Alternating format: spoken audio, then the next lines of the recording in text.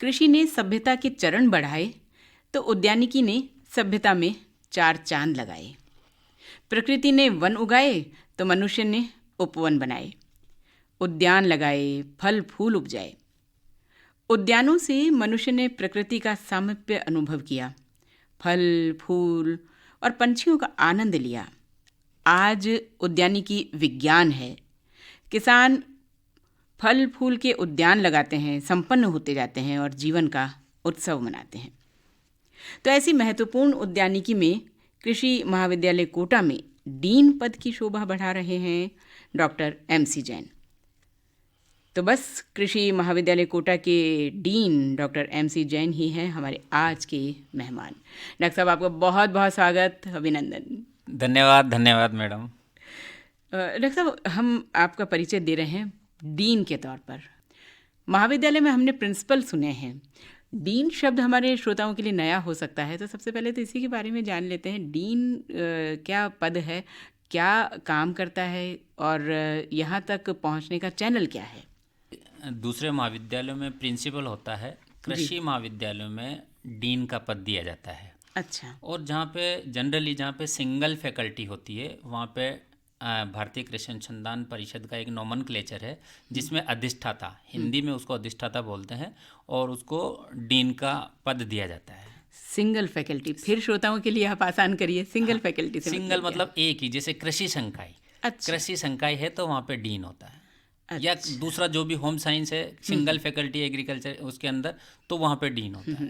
किस तरह से इस पद पर पहुँचते हैं, वही तरीका है? नहीं, पद पे पहुँचने के लिए काफ़ी लंबा रास्ता होता है। जिसमें हमारा जो अपॉइंटमेंट होता है स्टार्टिंग में वो असिस्टेंट प्रोफेसर पे होता है। उसके बाद प्रमोशन या आपका सलेक्शन होता है एसोसिएट प्रोफेसर पे। उसके बाद आप प्रोफेसर पे नियुक्त होते हैं, और प्रोफेसर पे जब उसका कार्य का अनुभव हो जाता है तब डीन के पद पे नॉमिनेट किया जाता है या अपॉइंट किया जाता है। जी, सर्विस में कब आए और डीन पद पर कब से हैं? सर्विस में मैं 1996 में कृषि विश्वविद्यालय मैंने ज्वाइन किया है एज असिस्टेंट प्रोफेसर, और डीन के पद पे मैं 1 मई 2018 से कार्यरत हूँ। ये तो बात हुई वर्तमान की, डॉक्टर साहब। और अब लगभग 40 साल पहले वहाँ चलते हैं जहाँ आपका बचपन बीता। सुदर्शन फाकिर का एक गीत है, एक प्यारा सा गांव जिसमें पीपल की छाँव, छाँव में आशियाँ था, एक छोटा मकान था, छोड़कर गांव को, उस घनी छाँव को, शहर के हो गए, भीड़ में खो गए।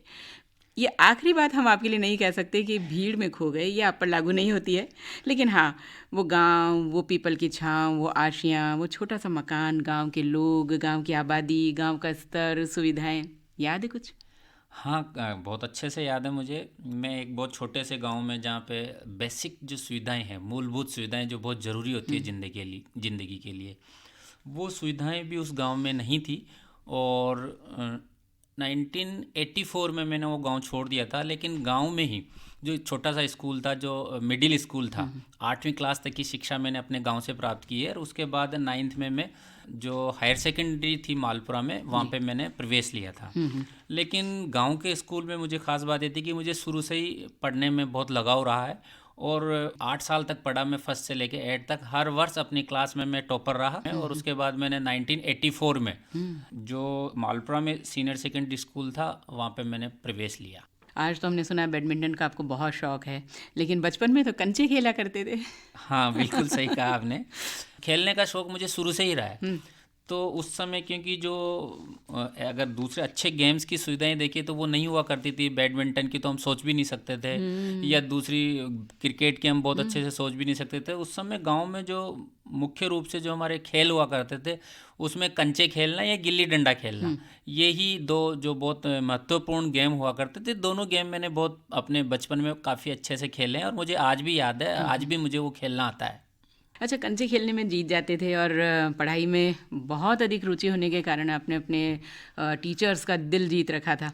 तो क्लास में फर्स्ट आना, टॉपर रहना, गुरुजनों की शाबाशी लेना, आगे पढ़ने के लिए उनके द्वारा प्रेरित किया जाना, कुछ ऐसी ही हमारी यादें होती हैं स्कूल को लेकर के।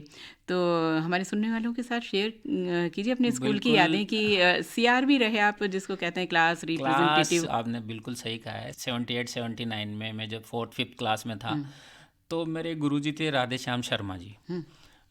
वो चाहते थे मुझे स्कूल का प्रेसिडेंट बनाना, और वो जानते थे कि मैं थोड़ा सा मेधावी छात्र था, तो वो कि ये जो बच्चों की जो भी समस्याएं हैं उनके बारे में डिस्कस कर सकता है, और कई सारी चीज़ें ऐसी हैं जिनके बारे में अपन जो एसडीएम कार्यालय है वहाँ जाकर भी डिस्कस कर सकते हैं।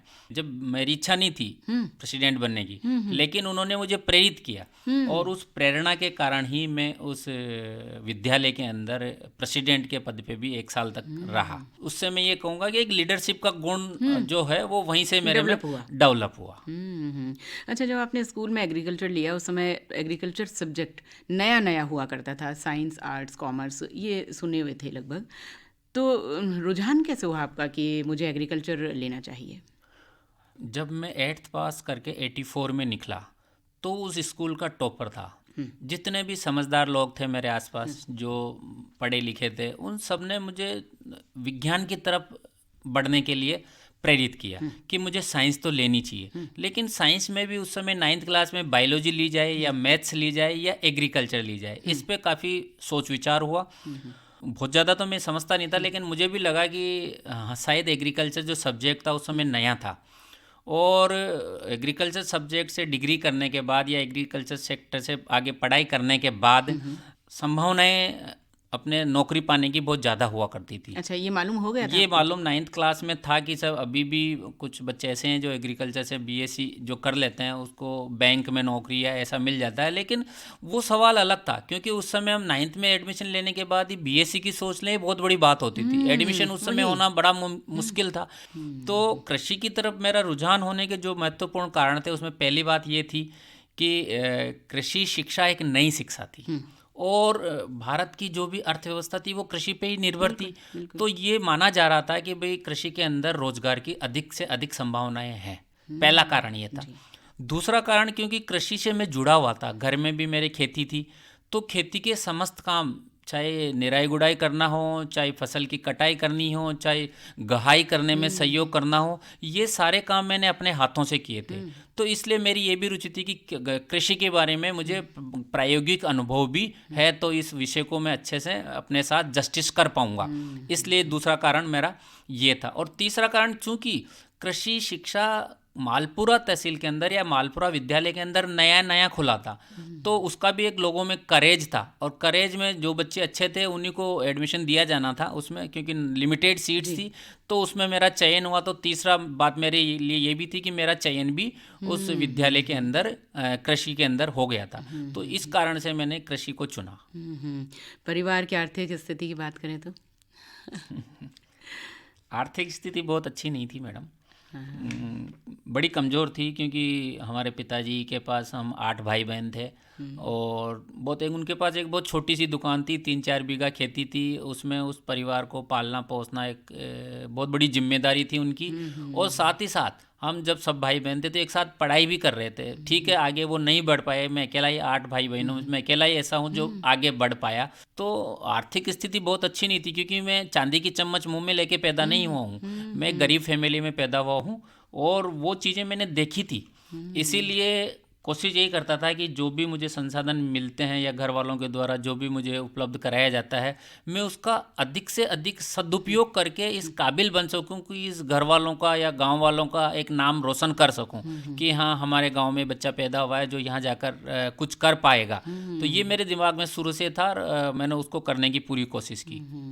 अच्छा, अभी हमने सुदर्शन फाकिर का गीत पढ़ा था, तो कोई कोना गांव का, कोई तालाब का किनारा, कोई पेड़ या कोई बुजुर्गवार या कोई मैदान, कुछ स्मृति में है? हाँ बिल्कुल है, कि वहाँ पे हम लोग जब स्कूल जाते थे तो एक तालाब हुआ करता था, लेकिन उस तालाब में सिर्फ बारिश में ही पानी भरता था। अच्छा। तालाब में हम नहाने जाते थे, सवेरे उसमें नहा के आते और फिर उसके बाद स्कूल जाते।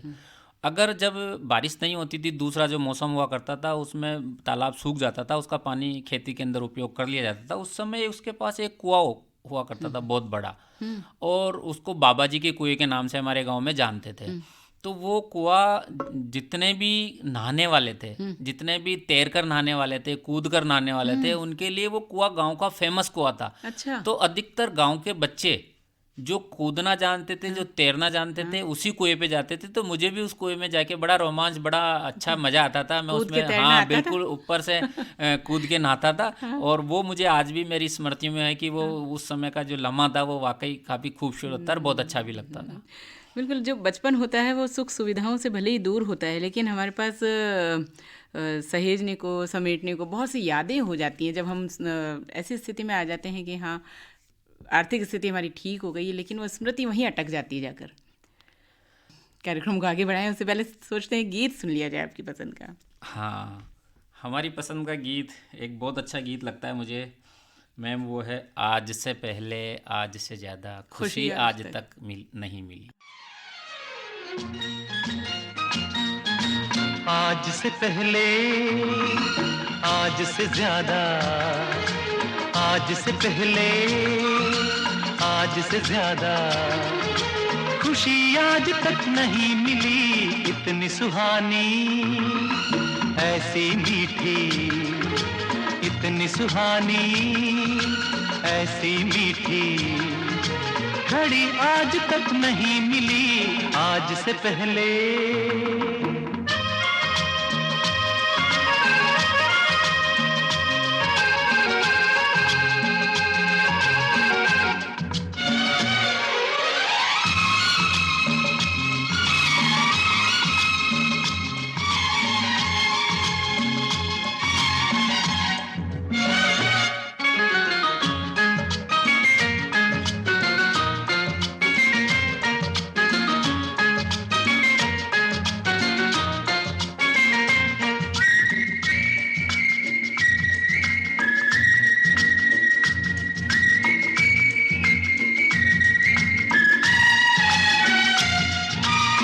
सपना हो जाए वो पूरा जो हमने देखा, ये मेरे दिल की दुआ है।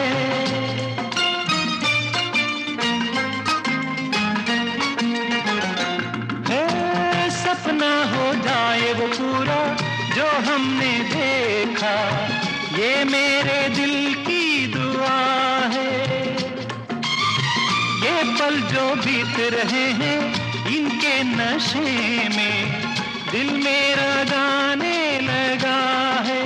ओ इसी खुशी को ढूंढ रहे थे हम, इसी खुशी को ढूंढ रहे थे, यही आज तक नहीं मिली, आज से पहले आज से ज्यादा खुशी आज तक नहीं मिली, आज से पहले।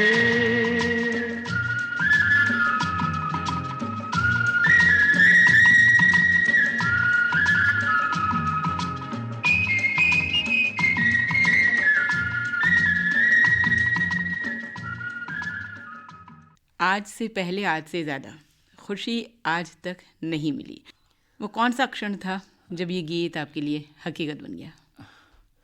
ये गीत हकीकत बना मेरे मैडम 1991 में। 87 में मैंने कृषि महाविद्यालय जोबनेर में प्रवेश लिया। वो क्षण भी मेरे लिए लगभग यही क्षण था कि इससे पहले मुझे वो खुशी नहीं मिली थी। मेरा एडमिशन होने के बाद जो मुझे खुशी मिली, क्योंकि कृषि महाविद्यालय जोबनेर में प्रवेश लेना ही अपने आप में एक बहुत महत्वपूर्ण उपलब्धि माना जाता था। जब मैं first year, second year, third year कर रहा था तो घर वाले काफ़ी परेशान थे कि वहाँ का जो खर्चा या जो भी था वो देने में ऐसा उनको महसूस होता था कि शायद नहीं दे पाएंगे। बार बार मुझे कहते थे कि भाई हम नहीं करा पाएंगे आगे पढ़ाई, क्योंकि मेरी जो परसेंटेज आती थी काफ़ी अच्छी आती थी BSc में भी। तो मुझे हर साल स्कॉलरशिप मिलती थी, नीड कम मेरिट। और वो नीड कम मेरिट की जो स्कॉलरशिप मिलती थी मैं उसको बचा कर रखता था, और जैसे ही फीस का टाइम आता था मैं उस स्कॉलरशिप से फ़ीस भरता था हर साल। अब स्कॉलरशिप की फ़ीस से मान लो या घर वालों के सहयोग से मान लो मैंने BSc AG कर ली, लेकिन उसके बाद घर वालों ने साफ मना कर दिया कि हम आगे की पढ़ाई MSc की डिग्री जो तू करना चाहता है हम नहीं कर पाएंगे, अफोर्ड नहीं कर पाएंगे। और मास्टर डिग्री हम तेरे को नहीं करा पाएंगे, क्योंकि एमएससी करना बड़ा मुश्किल था बिना पैसे के। तो कहीं से मुझे जानकारी मिली कि भारतीय कृषि अनुसंधान परिषद के द्वारा जूनियर रिसर्च फेलोशिप का एग्ज़ाम होता है। बिल्कुल बिल्कुल, JRF। तो वो JRF एग्ज़ाम देने के लिए मैंने तैयारी की। उसमें एक बहुत अच्छी हैंडसम स्कॉलरशिप मिला करती थी। 1991 से पहले उस महाविद्यालय में शायद ही कोई JRF हासिल कर पाया था। कोई एक आध दो हुआ होगा तो हुआ होगा, जो नाम जिनका मुझे याद नहीं है, उससे पहले मैंने सुना नहीं था। लेकिन 1990 में एक बच्चा जो SC कैटेगरी का था उसका सिलेक्शन हुआ, और वो मेरे लिए प्रेरणा बना। उससे मैंने डिस्कस किया, और डिस्कस करने के बाद उसने बताया कि भाई इसमें बड़ा मुश्किल है JRF हासिल करना, और उस भारतीय स्तर पर, अखिल भारतीय स्तर पर 18 से 20 बच्चों का ही प्रति सब्जेक्ट में चयन हुआ करता था। तो मैंने अपना विषय चुना उद्यान विज्ञान, और उद्यान विज्ञान से मैंने जूनियर रिसर्च फेलोशिप की परीक्षा दी, वो अखिल भारतीय स्तर की।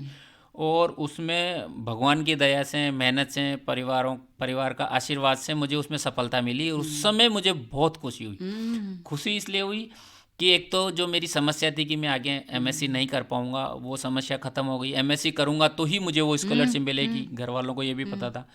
तो वो ज़िंदगी का वो एक क्षण मेरे लिए जो था, वो बहुत ही बड़ा क्षण था।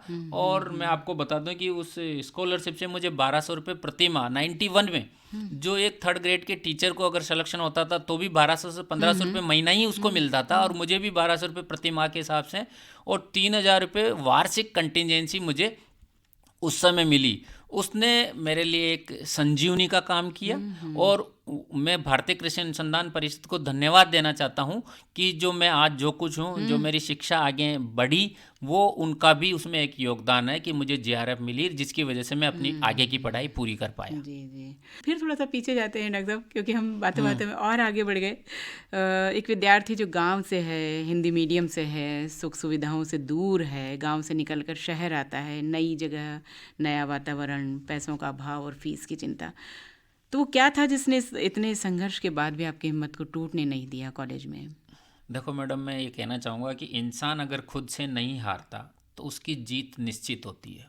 बिल्कुल। मैंने एक ड्रीम था मेरा, एक लक्ष्य निर्धारित किया, और उसके बाद 4D की बात करता हूँ मैं आपको। आप पहले ड्रीम अपना निश्चित करो, आपको क्या करना है, यह आपके दिमाग में थोड़ा सा क्लियर होना चाहिए। बिल्कुल। उसके बाद डिटर्मिनेशन, दृढ़ संकल्प जो होगा वो आपका बहुत महत्वपूर्ण अस्त्र होगा। दृढ़ संकल्प लो, फिर डिसिप्लिन्ड लाइफ, आप अनुशासन, आपका टाइमिंग, आपकी पंक्चुअलिटी, ये सारी चीज़ें डिसिप्लिन्ड होनी चाहिए। और फिर उसके बाद डेडिकेशन और डिवोशन, ये चीज़ें आपको लेनी होती है।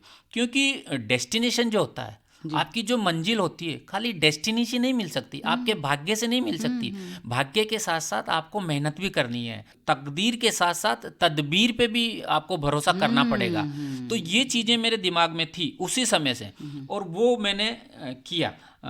जैसा मैंने आपको बताया कि पारिवारिक स्थिति तो बहुत अच्छी थी नहीं, और उस समय कपड़े पहनने का भी अभाव हमारे पास था। मतलब बहुत ज़्यादा कपड़े नहीं थे, घर वाले सिर्फ एक स्कूल ड्रेस के रूप में हाफ पैंट या फुल पैंट जो भी होती थी, एक शर्ट होती थी, वो दिलाते थे, बाकी तो फिर वैसे ही काम चलाना पड़ता था। तो घर वाले कपड़े नहीं दिलाते थे, बड़ा गुस्सा भी आता था कि कई बार कई जगह जाना भी पड़ता है, दोस्तों के साथ भी कहीं इधर उधर मूव करना पड़ता, तो कपड़े नहीं होते थे। एक किस्सा मुझे बहुत अच्छे से याद है कि मैंने मदर को कहा कि भाई मेरे को ऐसे कपड़े तो चाहिए होते हैं। पिताजी ने तो मना कर दिया था कि भाई हम नहीं दिला सकते, लेकिन मदर ने अपने बक्से में, उस समय कपड़े आने जाने वाले बहुत कपड़े होते थे मदर के बक्से में, उन्होंने कहा भाई बक्से में से देख ले कुछ, अगर तेरे को पसंद आ जाए तो ले जा। एक पैंट पीस मुझे पसंद आया, शर्ट नहीं आई, लेकिन एक पैंट पीस मुझे पसंद आया। वो पैंट पीस में लेके और मालपुरा चला गया जब मैं 10th क्लास में था, 86 की बात है। अब वो मैं ले तो गया, लेकिन फिर मेरे दिमाग में बार बार यही ख्याल आता है, इसकी सिलाई के 8 से 9 रुपये उस समय लगते थे, तो सिलाई के मैं 8-9 रुपये भी शायद खर्च नहीं कर पाऊँगा। वो रखी हुई थी। एक दिन मेरा दोस्त आया, वो उस दोस्त ने देख ली, वो उसको पसंद आई। उसने कहा कि यार ये कहाँ से लाया पैंट? मैंने कहा घर से लाया हूँ, कि मेरे को दे दे। मैंने कहा हाँ लाया तो हूँ अपने सिलाने के लिए, लेकिन सिलवा नहीं पा रहा क्योंकि इसकी सिलाई के पैसे मेरे पास नहीं है।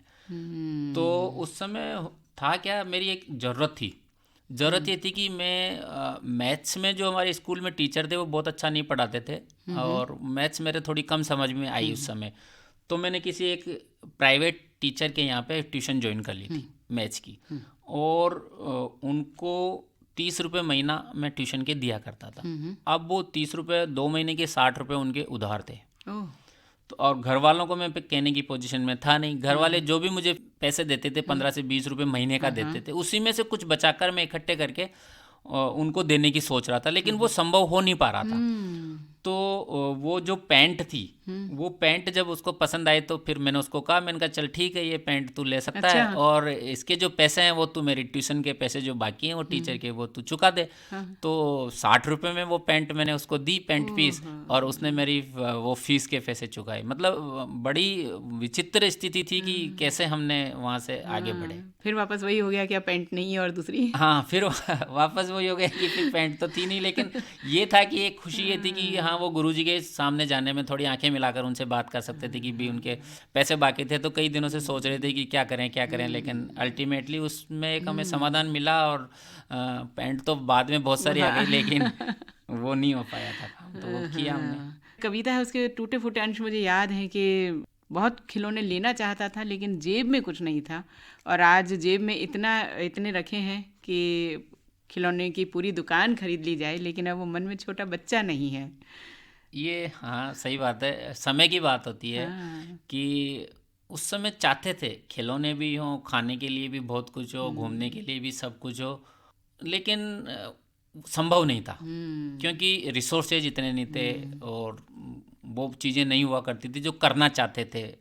और आज वो सब कुछ है तो समय नहीं है, तो समय नहीं है, या शरीर अलाउ नहीं करता, या दूसरी चीज़ें हैं जिसकी वजह से आपकी अपनी रेस्पॉन्सिबिलिटी है, आप मूव नहीं कर सकते, आप जा नहीं सकते, तो वो तो समय की बात होती है। तो बहुत भावुक हो गए हम भी डॉक्टर साहब आपके साथ आपकी कहानी सुन करके। और ये कहानी नहीं है, ये बल्कि बीती हुई बात है जिनसे ही डॉक्टर MC जैन के व्यक्तित्व का निर्माण हुआ है। जब कॉलेज में मैंने एडमिशन लिया तो एक थोड़ा सा डरावना सा मुझे लगा, कि डरावना इसलिए लगा कि स्कूल से निकल के कॉलेज में गए थे, और कॉलेज भी राष्ट्रीय स्तर का, नेशनल लेवल का।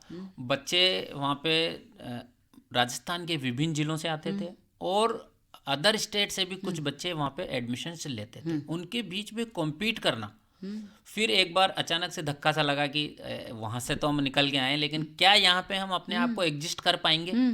और सबसे जो बड़ी बात थी वो ये थी कि हम हिंदी मीडियम से गए थे। 11 तक हमने हिंदी के अलावा बहुत ज़्यादा नहीं पढ़ा था, इंग्लिश में बहुत ज़्यादा नहीं आता था। अब वहाँ गए तो पता चला कि साहब मीडियम ऑफ इंस्ट्रक्शन जो होगा वो इंग्लिश ही होगा। आपको इंग्लिश में ही पढ़ना है, इंग्लिश में ही पढ़ाया जाएगा, और परीक्षा आएगी तो आपको इंग्लिश में ही लिखना है। वो एक थोड़ा सा सेटबैक था। कहते हैं ना कि फिर भी उसके लिए ट्राई तो करो, बेस्ट करने की कोशिश तो करो। वो हमने किया। हायर सेकेंडरी के अंदर मुझे 68.5% मिले थे, और उसी के आधार पर मेरा वहाँ पे सिलेक्शन हुआ था। अब वहाँ पे मैं गया तो सब लोग कहते थे कि भाई 70% 80% टॉपर आते हैं यहाँ पे। अगर 50% लाओगे आप तो यहाँ पे इंटेलिजेंट माने जाओगे, अगर 50-55% भी आपके BSc में आ जाते हैं तो। लेकिन खुशी की बात यह है कि फर्स्ट ईयर के अंदर मेरे 65% आए, सेकेंड ईयर के अंदर 70% आए, और थर्ड ईयर के अंदर मेरे 75% आए, और फोर्थ ईयर के अंदर 80% आए। हर साल मेरे 5% की बढ़ोतरी हुई, और अल्टीमेटली मेरी डिग्री 72.03 से मैं पास आउट हुआ। तो ये खुशी की बात थी। उसके बाद जब हमने MSc की, जैसे मैंने बताया आपको, जूनियर रिसर्च फेलोशिप मिली मुझे, और मैंने MSc की। MSc में भी मैं गोल्ड मेडलिस्ट रहा, और 90% मार्क्स मुझे उस समय मिले। तो ये एक मेरे लिए एक सौभाग्य था, और मुझे मौका मिला, और मैंने उसको पूर्ण करने की अपने हिसाब से पूरी कोशिश की। जी, रैगिंग भी हुई है आपकी? हाँ, बिल्कुल हुई है। बस उस रैगिंग का जो स्तर था वो, उसको अगर देखा जाए अपन तो उसका जो मोटो था, उसका जो उद्देश्य था वो डिफरेंट था। आज जो रैगिंग का उद्देश्य है वो थोड़ा डिफरेंट है। उस समय उन लोगों ने हमको एक ही ज्ञान दिया कि नो नॉलेज विदाउट कॉलेज। आप कॉलेज में आए हो, आपको ज्ञान होना चाहिए कैसे रिगार्ड किया जाता है, कैसे बात की जाती है, कैसे दूसरों से आपको संबोधन करना है। ये सारी चीज़ें उन्होंने हमको सिखाई, और इससे हमको काफ़ी लाभ भी मिला। मैं ये भी बताऊँगा आपको कि रैगिंग लेने के बाद जो हमारे सीनियर्स होते थे वो हमसे खुद से पूछते थे कि अब आप बताओ क्या खाओगे। अच्छा। रैगिंग लेने के बाद उस समय फिर वो बिल्कुल फ्री कर देते थे कि अब आप आराम से बैठो, ये तो रैगिंग हो चुकी है, अब आप आराम से बैठो, उसके बाद आप बताओ क्या खाओगे, वही हमारे लिए मंगवाया जाता था और उसके बाद वो खाने के लिए हमको दिया जाता था।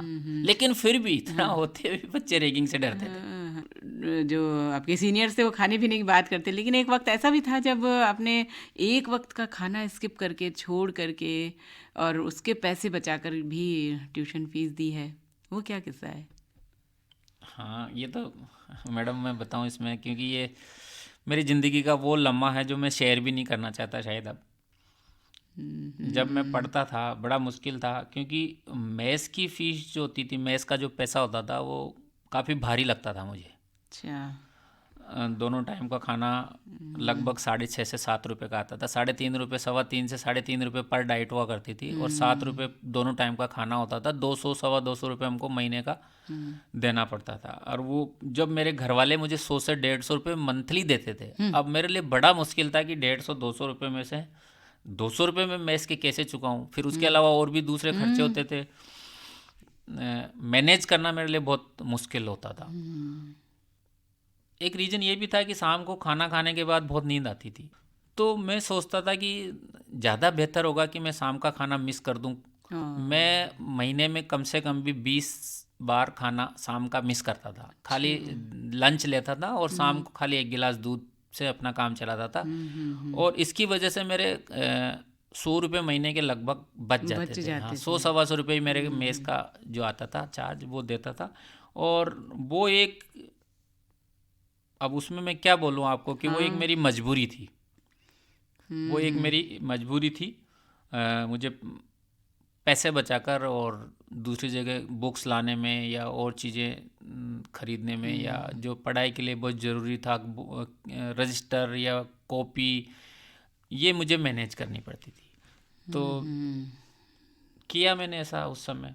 हम फिर आपके लिए कहेंगे कि वही बच्चा जब डरा सहमा कॉलेज में जाता है, रैगिंग होती है उसकी और एक समय का खाना छोड़ देता है, उससे अपनी फ़ीस भरता है, लेकिन जब विश्वविद्यालय की पढ़ाई पूरी करने के बाद बाहर आता है, देखिए मैं भी भावुक हुई आपके साथ, जो विश्वविद्यालय की पढ़ाई पूरी करने के बाद बाहर आता है तो उसके हाथ में मास्टर्स की डिग्री के साथ साथ गोल्ड मेडल भी होता है। हाँ, ये तो है, गोल्ड मेडल मुझे मिला। मैं भरोसा था आपको अपने पर? भरोसा भी था और मैंने उसके लिए मेहनत भी की थी, क्योंकि कई सारे बच्चे ब्रिलियंट जाते थे वहाँ पे। अब ऐसा तो कह नहीं सकते कि गोल्ड मेडल मुझे ही मिलेगा। ये ज़रूर था कि उनके साथ कॉम्पीट करना था और मेहनत करनी थी, वो किया। और साथ ही साथ उसके बाद भी मेरी इच्छा थी कि मैं भारतीय कृषि अनुसंधान संस्थान IARI जो है वहाँ से मैं PhD की डिग्री लूँ। मेरे में जो बैठा हुआ था वो यही था कि जब मैंने कॉलेज ज्वाइन किया था उस समय जो टीचर जो भी थे वो पढ़ाते थे, तो उनको देख के मैं काफ़ी प्रेरित होता था कि क्यों नहीं मैं भी किसी महाविद्यालय में, किसी विश्वविद्यालय में इस तरह से क्यों असिस्टेंट प्रोफेसर नहीं बन सकता। तो मैंने जो टारगेट सेट किया था एज असिस्टेंट प्रोफेसर का, वो तब से ही किया था कि मुझे यूनिवर्सिटी सर्विसेज में ही जाना है। और 1996 से लेके और 2004 तक मैं असिस्टेंट प्रोफेसर रहा। उसके बाद 2004 में मैं एसोसिएट प्रोफेसर के पद पे मेरा चयन हुआ, क्योंकि 2 तरीके से आप जाते हो एसोसिएट पे, या तो आपका प्रमोशन होता है या आप दोबारा फॉर्म भर के सेलेक्ट होते हो। तो मैं प्रमोट नहीं हुआ, मैंने सिलेक्शन लिया और सिलेक्शन लेने की वजह से मैं जल्दी प्रोफेसर बन गया। और प्रोफेसर बनने के बाद ही मैं डीन के जल्दी बन गए, बहुत कम उम्र में ही। तो अपनी सोच, अपने संकल्प, अपनी लगन, अपनी मेहनत, अपनी इच्छा शक्ति और अनुशासन, इन सभी के बल पर यदि मालपुरा तहसील के एक छोटे से गांव तिलांजू का एक बच्चा कृषि महाविद्यालय के डीन पद पर पहुंच सकता है तो कोई भी पहुंच सकता है, क्यों लगता है? हाँ बिल्कुल, मेहनत। क्योंकि देखो मैडम, फेल कौन होता है? मेरी नज़र में failures are divided into 2, one who thoughts and never did and other who dids and never thought. जो करते हैं बिना सोचे समझे, या खाली सोचते रहते हैं और करते नहीं है। तो सोचने के साथ साथ आपको उसको अंजाम भी देना है, आपको काम भी करना है उस पर, आपको मेहनत भी करनी है, तभी जाके आप अपनी मंजिल तक पहुंच सकते हैं। तो बहुत माहौल गंभीर हो गया है आपकी, जिन परिस्थितियों से होकर के आपने अपना सफ़र तय किया है। हम सोच रहे थोड़ा सा इसको म्यूज़िकल ब्रेक से थोड़ा सा उठाते हैं और आपकी पसंद का कोई गीत सुनते हैं डॉक्टर साहब? हाँ, मेरी पसंद का एक गीत है खून भरी मांग का। हंसते हंसते कट जाए हाँ, हाँ। रस्ते, अरे वाह। जिंदगी यूं ही चलती रहे। हंसते हंसते कट जाए रास्ते, जिंदगी यूं ही चलती रहे। खुशी मिले या हम बदलेंगे ना हम, दुनिया चाहे बदलती रहे।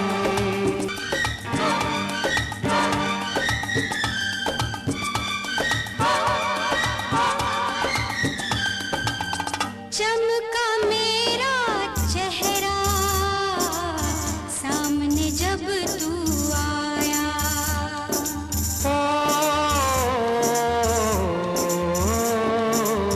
तुझे लगा जो हंसी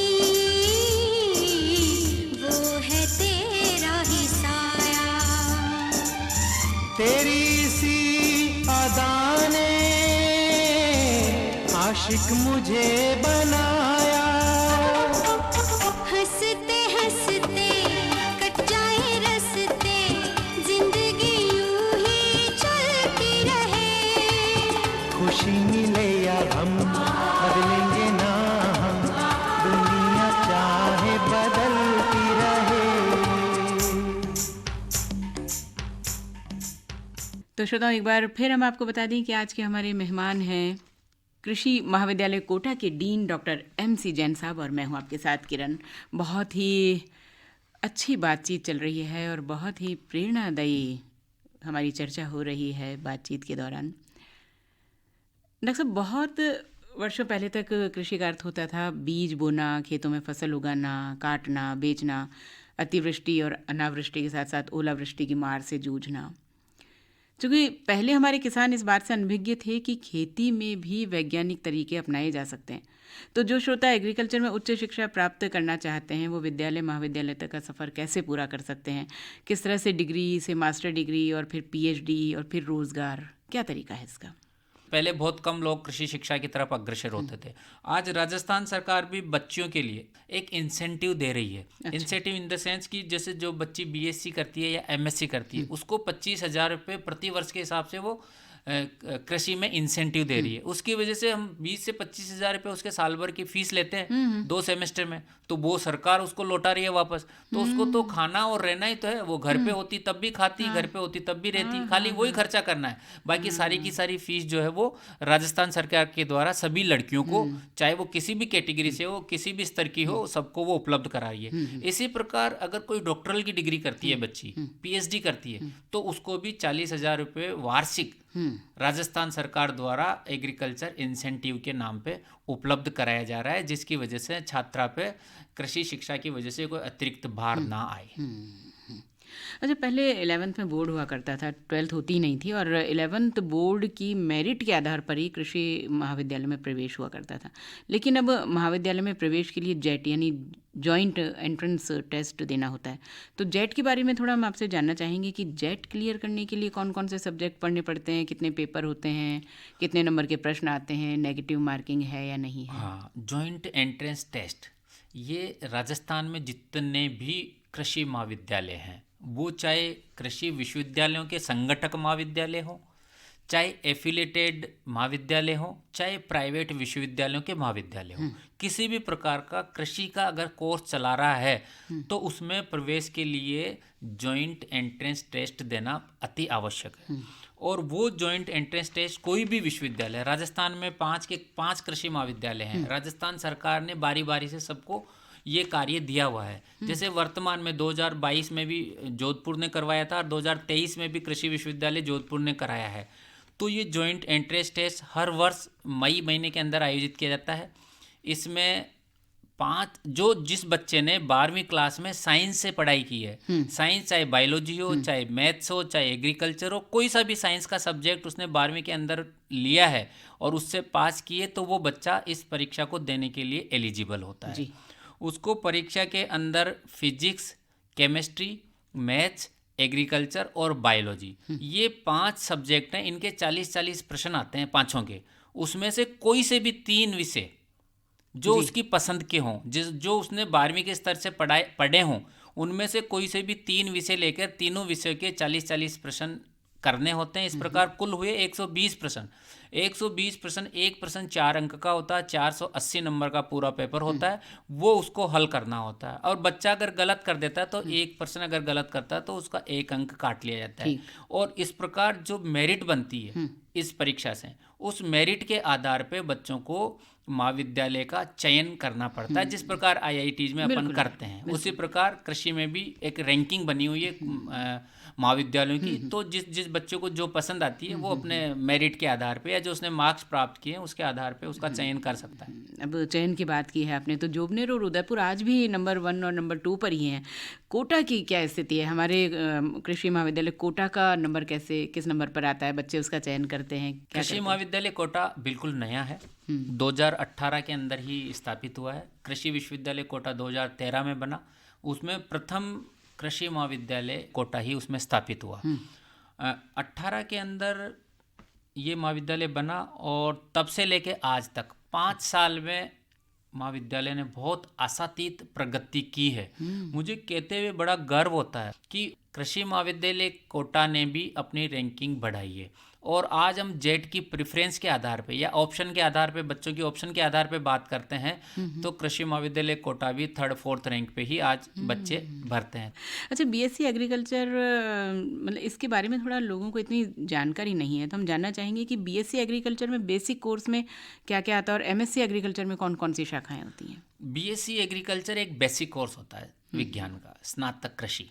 इसके अंदर कृषि से संबंधित सारे विषय आते हैं, चाहे सस्य विज्ञान हो, चाहे उद्यान विज्ञान हो, चाहे प्रसार शिक्षा हो, चाहे कृषि अर्थशास्त्र हो, चाहे एंटोमोलॉजी हो, चाहे पैथोलॉजी हो, कीट विज्ञान, पौध रोग विज्ञान, वो सारे की बेसिक पढ़ाई हम सारे कोर्सेज की मिला के 4 साल का एक कोर्स होता है, उसमें 8 सेमेस्टर में ये हम पढ़ाई कराते हैं। लेकिन जब बच्चा बीएससी कर लेता है तो उसके बाद उसको एक ब्रांच का चयन करना पड़ता है, एक डिसिप्लिन का चयन करना पड़ता है।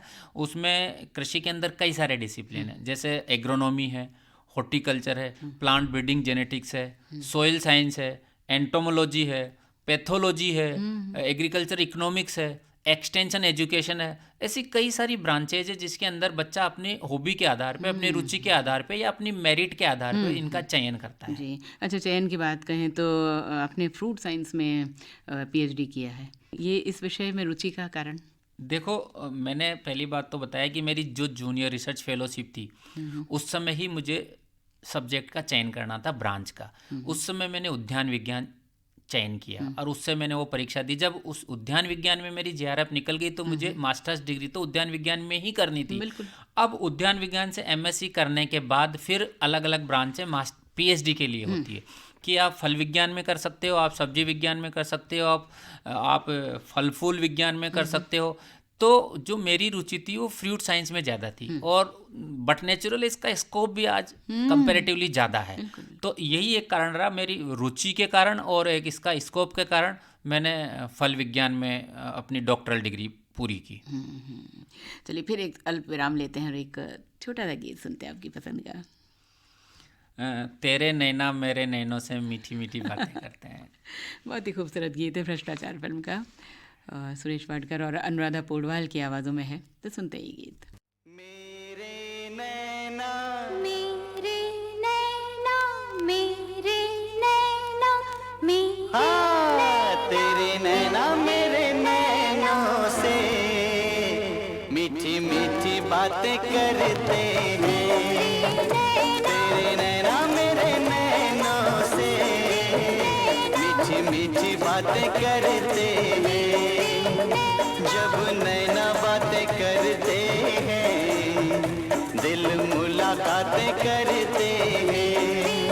ओ तेरे नैना मेरे नैनों से मीठी मीठी बातें करते हैं।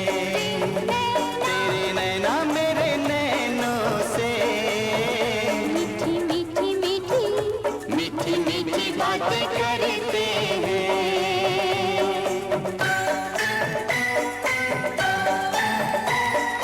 इन बातों से मुलाकातों से कोई न कोई बनेगी कहानी।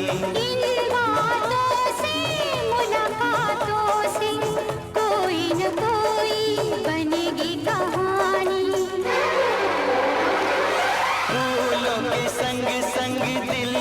खिलेंगी, आएगी ऐसी रुत मस्तानी, देखते रहना। तेरे नैना मेरे नैनों से मीठी मीठी बातें करते हैं। ओ तेरे नैना मेरे नैनों से मीठी मीठी मीठी मीठी मीठी बातें करते हैं। तो श्रोताओं, एक बार फिर हम आपको बताएं कि आज के हमारे मेहमान हैं कृषि महाविद्यालय कोटा की डीन डॉक्टर MC जैन, और मैं हूं आपके साथ किरण, और बहुत ही आनंददायी चर्चा हो रही है। और डॉक्टर साहब की उपलब्धियों की बात करें तो ये कार्यक्रम मुझे छोटा मालूम हो रहा है। समय बहुत कम है, लेकिन कुछ बातें हैं जिन्हें हम जल्दी जल्दी पूछना चाहेंगे। स्कूल में डॉक्टर साहब आप अध्यक्ष बने, वहाँ से आपने नेतृत्व का गुण सीखा, और इसी गुण के कारण राजस्थान के हर नए कृषि विश्वविद्यालयों को स्थापित करने का दायित्व भी आपको मिला। तो कहाँ कहाँ पर और कौन कौन सी कॉलेज हैं जो आपके हाथ से निकले हैं? देखो, विश्वविद्यालय ज्वाइन करने के बाद सबसे पहले हम कृषि विज्ञान केंद्र बूंदी में हमको अपॉइंट किया गया 96 में। उस कृषि विज्ञान केंद्र की घोषणा 93-94 में भारतीय कृषि अनुसंधान परिषद द्वारा की गई थी, और सुविधाओं का अभाव था, बिल्डिंग नहीं थी, और हमने किराए की बिल्डिंग में लेके कृषि विज्ञान केंद्र का काम शुरू किया। तो पहला तो मुझे वहीं से एक मिला कि भाई समस्याएं जो आती है उनसे लड़ना तो है ही। तो वो एक सबसे पहले हमने कृषि विज्ञान केंद्र बूंदी पे कार्य किया, और उसको एक स्थापित कृषि विज्ञान केंद्र बनाया। उसमें काफ़ी लोग थे, हम 5-7 लोग थे, और सबने बहुत अच्छी मेहनत की, और आज उस कृषि विज्ञान केंद्र का राजस्थान में नाम है बूंदी का। उसके बाद 2004 में उद्यानिकी एवं वानिकी महाविद्यालय झालावाड़ में स्थापित किया गया नया। तब वहाँ पे उस महाविद्यालय को स्थापित करने के लिए मुझे कृषि विज्ञान केंद्र बूंदी से स्थानांतरित कर दिया गया, और ये निर्देश दे दिए गए विश्वविद्यालय द्वारा, भाई ये नया महाविद्यालय है, और आप चूँकि आप उद्यान विज्ञान से संबंध रखते हो, तो इस महाविद्यालय को आपको। तो मैं पहला आदमी हूँ जो उस महाविद्यालय को मैंने ज्वाइन किया 2004 में। तो उस समय भी हमने उद्यानिकी एवं वानिकी महाविद्यालय में उसके स्पीडी एस्टेब्लिशमेंट के लिए, चाहे फार्म का डेवलपमेंट करना हो, चाहे लैब का डेवलपमेंट करना हो, चाहे और कार्य करने हो, वो सब काम हमने स्थापना के समय किए। उसके बाद तीसरा नंबर आया मेरा एक अनुसंधान फार्म जो खानपुर में स्थापित था, तिलम सिंह के पास। एक बीज उत्पादन फार्म हुआ करता था, जो वो लीज पे दे दिया करते थे किसी किसान को। वो उद्यानिकी वानिकी महाविद्यालय झालावाड़ को स्थानांतरित हुआ, उसका मुझे प्रभारी बनाया गया। उसमें पूरे 53 हेक्टेयर का फार्म होते हुए भी उसमें 1 या 2 हेक्टेयर ही ऐसा था जिसमें खेती होती थी, बाकी में विलायती बम्बूल उगे हुए थे। उसको स्टार्टिंग में मैंने एक प्रोजेक्ट सबमिट करके 1,40,00,000 रुपए सरकार से प्राप्त किए, उसको डेवलप किया। आज उस फार्म को आप देखिए उसकी क्या पोजीशन है, और उस समय का देखिए आप उसकी क्या पोजीशन थी। तो 6-7 साल तक मैं वहाँ पे रहा, उस फार्म को डेवलप किया, वहाँ पे बिल्डिंग बनाई, रोड बनाए, बाउंड्री बनवाई, इलेक्ट्रिक कनेक्शन कराया, वहाँ पे जो चारों तरफ से अतिक्रमण हो रहा था लोगों का वो हटवाया, और उसको एक बहुत अच्छा फार्म के रूप में स्टार्टिंग में बनाया।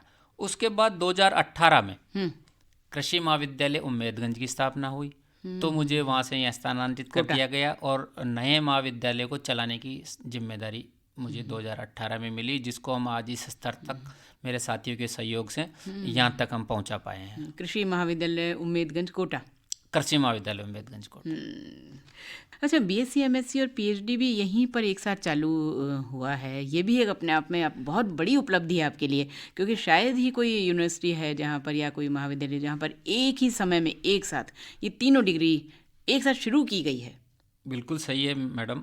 ये 2018 में हमारे तत्कालीन VC साहब थे, केशवा साहब, उन्होंने ये बात मेरे सामने रखी, तो मुझे एक चैलेंज लगा जी कि फर्स्ट टाइम ही हम BSc भी शुरू कर दें, MSc भी शुरू कर दें, और PhD डिग्री भी शुरू कर दें। तो राजस्थान में तो कोई ऐसा महाविद्यालय या विश्वविद्यालय नहीं है जिसने अपने महाविद्यालय में BSc, MSc और PhD एट ए टाइम एक ही साथ शुरू की हो। मैं तो ये कहना चाहूँगा कि शायद हिंदुस्तान में भी ऐसा कोई महाविद्यालय या विश्वविद्यालय नहीं होगा जिसने अपने महाविद्यालय में फर्स्ट ईयर से ही BSc भी शुरू कर दी हो, स्थापना के फर्स्ट वर्ष में ही BSc, MSc और PhD तीनों एक साथ शुरू किया। लेकिन हमने ये चैलेंज लिया। अच्छा, प्रयास किनका था ये? प्रयास मेरा प्रयास था। मेरे साथ साथ जो मेरे साथी लोग थे उन्होंने मुझे काफ़ी कोऑपरेट किया। क्रेडिट उनको भी जाता है, और हमारे जो वाइस चांसलर थे उस समय डॉक्टर GL केसवा साहब, थोड़ा क्रेडिट उनको भी जाता है कि उन्होंने हमको मोटिवेट किया कि वी कैन डू दिस, हम ये कर सकते हैं। कोई और हमने भय वो किया। घबराहट कुछ नहीं था? स्टार्टिंग में था थोड़ा सा, क्योंकि पहले हम सोच रहे थे कि अभी हमारे पास कुछ पेपर्स भी नहीं है, कुछ हमारे पास फॉर्मेलिटी जो करनी है वो भी नहीं है, कैसे हम BSc चलाएंगे, कैसे MSc चलाएंगे, कैसे PhD चलाएंगे। लेकिन एक अनुभव था मेरे पास, एक जो उद्यानिकी वानिकी महाविद्यालय में 14 साल का जो मुझे अनुभव था वो मेरे साथ था, और उस अनुभव के आधार पर यहाँ के सभी लोगों को, सभी साथियों को मैंने साथ लेकर काम किया, और जिसकी वजह से हम उसमें सफल भी रहे और हम अपनी अलग पहचान भी बना पाए। अच्छा, पहचान की बात कहें डॉक्टर साहब, तो एक और पहचान बनी है आपके कोटा महाविद्यालय कोटा की। राजस्थान में 5 यूनिवर्सिटी हैं और उनमें से कृषि महाविद्यालय कोटा ही एक ऐसा महाविद्यालय है जिसने कोरोना के समय भी बच्चों को सही समय पर डिग्री दिलवाई है। कैसे संभव हुआ, किन्हें श्रेय देंगे आप? बिल्कुल श्रेय मैं सभी को दूंगा जो इसमें लगे हुए थे मेरे साथी। लीडरशिप भले ही मेरी थी, लेकिन हाँ ये ज़रूर है कि सब ने अपने अपने स्तर से सहयोग दिया, और उसी का परिणाम रहा कि हमारे यहाँ पे किसी भी विद्यार्थी की कोरोना के टाइम में मास्टर्स डिग्री लेट ना हुई। और जितने भी दूसरे विश्वविद्यालय थे उन लोगों के मेरे पास फ़ोन भी आए कि आपने डिग्री कैसे करवा दी। हमने जो थीसिस होती है वो एक्सटर्नल इवैल्यूएशन के लिए जाती है। एक्सटर्नल इवैल्यूएशन वैसे फिजिकली होता है, बाई पोस्ट हम भेजते हैं, वो चेक करता है एक्सटर्नल, फिर बाई पोस्ट ही वापस भेजता है। लेकिन हमने उसको सॉफ्ट कॉपी मेल की और सॉफ्ट कॉपी हमने उससे चेक कराई, इवैल्यूएशन कराया, सॉफ्ट कॉपी वापस आई। तो उसमें एक तो हमारा समय बचा, दूसरी बात उस समय कोरोना के अंदर स्पीड पोस्ट या डाक विभाग सब बंद थे, तो वो काम नहीं हो पा रहे थे, लेकिन मेल तो चालू थे। बिल्कुल। तो हमने मेल से सॉफ्ट कॉपियाँ भेजी, सॉफ्ट कॉपियाँ वापस आई। बाकी हमने अगर वाइवा कराना है तो ऑनलाइन कराया, बाकी सब चीज़ें ऑनलाइन कराई, थीसिस इवैल्यूएशन सब सॉफ्ट कॉपी में कराया। तो इसकी वजह से हमारा समय बचा। हमने इंतज़ार नहीं किया कि सुविधाएं सारी जब नॉर्मल हो जाएगी तब हम किसी बच्चे को ये कार्य पूरा कर पाएंगे, और उस समय हमने वो किया, और उसकी वजह से सभी बच्चों को हम समय से डिग्री दे पाए। जी जी, बहुत बहुत बधाई आपको, आपके स्टाफ को, आपके कॉलेज को। हमने भी आपके कॉलेज का विज़िट किया है डॉक्टर साहब। एक कार्यक्रम आपके यहाँ पर हमारे आकाशवाणी की ओर से किया गया था, और उसका संचालन भी मैंने ही किया था। तो मैंने आपकी जो बिल्डिंग है मतलब उसको देखा था, और वहाँ पर इतने पेड़ पौधे, इतना सुंदर वातावरण था कि लगता था कि पढ़ने नहीं या तो घूमने भी आया जा सकता है। तो ये इतने फूल पत्ते पेड़ पौधे, हालांकि आप उन्हीं के सबके बीच में रहने वाले और वहीं पर आपके साथ सारे विशेषज्ञ हैं, लेकिन फिर भी कितना सुंदर वातावरण है। क्या कहेंगे अपने कॉलेज के बारे में? नहीं, देखो कृषि महाविद्यालय की जो मेन बिल्डिंग है वो भी तो अभी बनना बाकी है। अच्छा। उसका टेंडर हो गया है और वर्क ऑर्डर जारी कर दिया गया है। वो तो काफ़ी खूबसूरत बनेगी। अच्छा। वो तो काफ़ी बड़ी बनेगी, काफ़ी खूबसूरत बनेगी। अभी जो वर्तमान में कृषि महाविद्यालय चल रहा है वो कृषि अनुसंधान केंद्र के परिसर में चल रहा है, और चूंकि कृषि से जुड़े हुए सभी लोग हैं वहाँ पे, तो सबका दायित्व भी बनता है, एक सबकी हॉबी भी होती है, रुचि भी होती है, आने वाला भी कहता है। तो हम लोग कोशिश करते हैं कि हमारे जो कैंपस है उसको एक हरा भरा ग्रीनरी मेंटेन करके रखे, ताकि आने वाला एटलीस्ट ये तो कहें कि एग्रीकल्चर के किसी संस्थान में हम आए हैं। वो गमले भी इतने सुंदर सजाए हुए हैं। तो इसलिए वो एक हमारा संस्थान है। हम बच्चों से भी काम कराते हैं, हम लेबर से भी काम कराते हैं, और हमारा उद्देश्य भी यही होता है कि हम लोगों के बीच में जाएं तो कुछ हमारा एक नया चीज़ लेके जाएं। बिल्कुल बिल्कुल। तो घर में भी इतने ही गमले हैं, पेड़ पौधे हैं, उनसे भी रुचि है, लगाव है? ये मेरी हॉबी भी रही है, पेड़ पौधे लगाना मेरी वाइफ की भी हॉबी है। और हमने बहुत छोटा घर है हमारा, बहुत बड़ा नहीं है, उसमें भी हमने काफ़ी सारे गमले, 60-70 गमले मैंने लगा रखे हैं। अच्छा। और सारे बहुत अच्छे प्लांट्स। आप देखिए, एक बार आइए घर पे, आपको आप देखेंगे कि मुझे शुरू से हॉबी रही है। मुझे कई बार अगर प्रॉब्लम होती है, स्ट्रेस होता है, डिप्रेशन में जाता हूँ, तो निश्चित रूप से मुझे पौधों के पास, पेड़ पौधों के पास बात करना अच्छा लगता है, उनके पास बैठना अच्छा लगता है, उनके बीच में उनके साथ काम करना अच्छा लगता है। तो ये पेड़ पौधे अपने आप में ही एक ऐसी चीज़ है जो आपके स्ट्रेस को भी दूर कर सकते हैं। बिल्कुल। तो इसलिए हमने घर में काफ़ी सारे पौधे लगाए हुए हैं। अभी आपके सर्विस के 5-6 साल और बचे हुए हैं, बहुत काम किया आपने। कुछ और है जो करना शेष रह रहा है इन 5-6 सालों में? आप और कुछ करना चाहते हैं? क्या टारगेट है आपका? मेरी टारगेट यही है कि राजस्थान में जिस प्रकार से कोटा एजुकेशन सिटी के नाम पे जाना जाता है, और अभी तक एजुकेशन सिटी की अपन बात करते हैं तो यहाँ पे सिर्फ आईआईटी जो मेडिकल की ही बात होती है। मैं चाहता हूँ कि वहाँ पे एग्रीकल्चर का नाम भी जुड़े, कि कोटा में जो कृषि महाविद्यालय है वो भी एक राजस्थान में एक टॉपर महाविद्यालय के रूप में है। फर्स्ट नंबर पे जो हम जोबनेर उदयपुर की बात करते हैं, तो अभी हमें और कुछ करना है और इस महाविद्यालय को, इस विश्वविद्यालय को आगे बढ़ाते हुए नंबर 1 पे हमको लाना है। ये मेरी एक इच्छा है आज भी, और ताकि कोटा सिटी के अंदर कृषि महाविद्यालय के नाम से भी इसको जाना जाए। जी जी जी। डीन तो बहुत आएंगे, चले भी जाएंगे, लेकिन एक डीन के रूप में आप विद्यार्थियों पर और अपने स्टाफ पर क्या छाप छोड़कर जाना चाहेंगे? देखो, विद्यार्थी और स्टाफ बहुत अच्छे हैं, बहुत कोऑपरेटिव हैं। विद्यार्थी, मेरी महाविद्यालय के विद्यार्थी ये भी जानते हैं कि हम गलत हैं तो हम नहीं जा सकते। डिसिप्लिन्ड हैं, अनुशासन में हैं। अगर हमने सही किया है तो उनको ये पता है कि उनकी पीठ थपथपाने को मिलेगी। तो ये एक जो बच्चा गलत करता है वो कभी भी आपके पास नहीं आएगा। अगर आपका पता है कि आपका मोरल क्या है तो उस मोरल को देखते हुए मैंने एक अपना मोरल सेट किया हुआ है। जिस बच्चे को, जिसने गलत किया है वो मेरे चैम्बर तक नहीं पहुंच सकता। जो सही है, जिसको ज़रूरत है वाकई में, उसके लिए हमेशा मेरा गेट खुला है, ओपन है, वो कभी भी आ सकता है। तो बच्चों से यही कहूँगा कि वो डिसिप्लिन में रहें और जिस उद्देश्य के लिए इस महाविद्यालय में उन्होंने प्रवेश लिया है उस उद्देश्य को पूरा करें। अपने घर वालों ने जिसके लिए उनको यहाँ भेजा है उनकी अपेक्षाओं पे खरा उतरे और भविष्य में मैं तो ये कहूँगा कि और भी प्रगति करके आगे बढ़े। स्टाफ के लिए? स्टाफ के लिए एक बात कहना चाहूँगा कि जो मैं समझता हूँ वो ये है कि जब आपको काम करने का मौका मिलता है आप भरपूर काम करें, जितना कर सकते हैं उतना करें, क्योंकि ये एक टाइम है। बिल्कुल, एक टाइम है जब आपको काम करने का मौका मिल रहा है और वो एक्नॉलेज भी किया जाएगा किसी न किसी स्तर पे। बिल्कुल बिल्कुल। और ये करते करते जब आप मैनेजरियल पोस्ट पे आ जाते हैं, प्रबंध की एडमिनिस्ट्रेटिव पोस्ट पे आ जाते हैं, तो वहाँ पे आपको फिर दो चीज़ हो जाती है। एक तो खुद काम करना, एक दूसरों से काम लेना।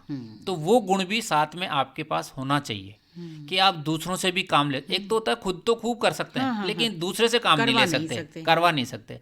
तो मैं ये कहूँगा कि जब काम करने की बारी आती है तो आप खूब करें, लेकिन साथ ही साथ वो गुण भी आपके अंदर होना चाहिए कि आपको अगर मैनेजरियल एडमिनिस्ट्रेटिव पोस्ट पे बिठा दिया जाता है तो आप दूसरों से भी काम लेने का गुण आपके अंदर हो। तो ये दोनों चीज़ें अगर होगी तो निश्चित रूप से ये प्रगति करेंगे। जी जी जी। पहले एक छोटा सा गीत सुन लें, अगर हम सुना सके तो पूछते हैं आपसे। हाँ, मुझे एक गाना बहुत अच्छा लगता है फिल्म गोलमाल से। अच्छा, आने वाला पल जाने वाला है, हो सके तो इसमें जिंदगी बिता दो, पल जो वो जाने वाला है। ये बहुत अच्छा लगता है।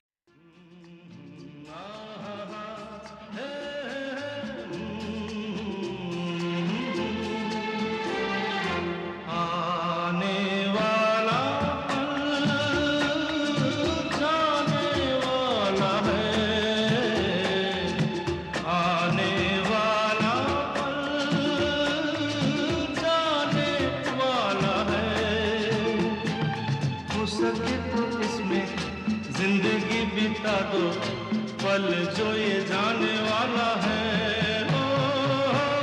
आने वाला पल जाने वाला है।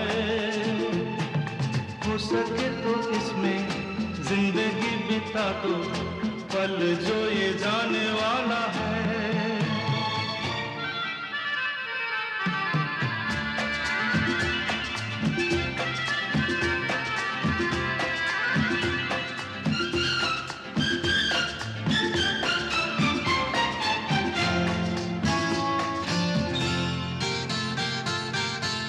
बार यूं मिली मासूम सी गली, एक बार यूं मिली मासूम सी गली, हो खिलते हुए कहा खुशबाश में चली, देखा तो यही है ढूंढा तो नहीं है, पल जो ये जाने वाला है, ओ आने वाला पल जाने वाला है। हो सके तो इसमें जिंदगी बिता दो, पल जो ये जाने वाला है।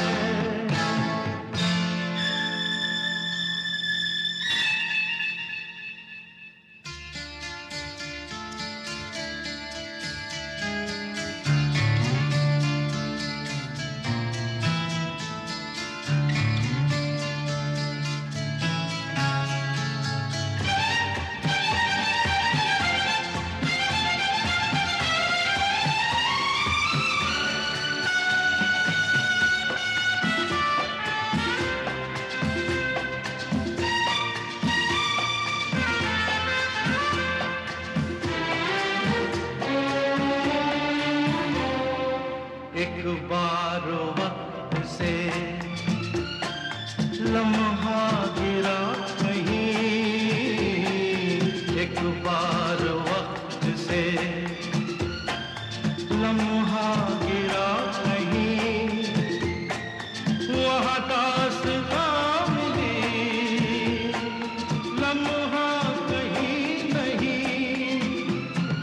थोड़ा सा हंसा के, थोड़ा सा रुला के, पल ये भी जाने वाला है, ओ आने वाला पल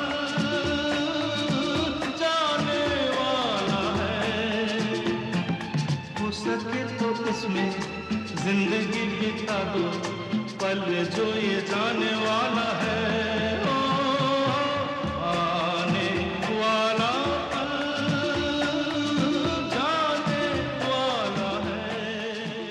आज हमने आपके जीवन के बहुत से अनछुए पहलुओं को छुआ है, लेकिन फिर भी अभी आपकी डायरी नहीं खुली।